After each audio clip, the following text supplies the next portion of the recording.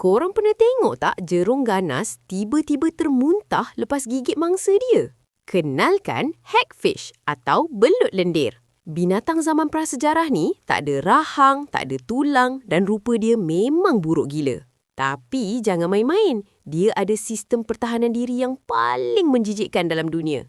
Bila jerung atau pemangsa besar gigit je badan dia, hagfish tak akan merontah. Sebaliknya, dia akan pancukkan satu cecair protein dari liang kat tepi badan dia. Bila cecair ni sentuh je air laut, boom! Dalam masa satu saat, ia mengembang jadi bergalan-galan lendir yang sangat pekat dan liat. Lendir ni akan terus masuk dan menyumbat insang jerung tu. Jerung tu akan mula lemas, panik dan terpaksa muntahkan balik belut ni sebab tak boleh bernafas. Paling gila, macam mana belut ni nak bersihkan diri dia dari lendir dia sendiri? Dia akan ikat badan dia jadi bentuk simpulan dan tolak simpulan tu dari kepala sampai ke ekor untuk kikis semua lendir tu. Sumpah geli weh. Bayangkan korang tengah mandi laut, tiba-tiba terpegang belut ni.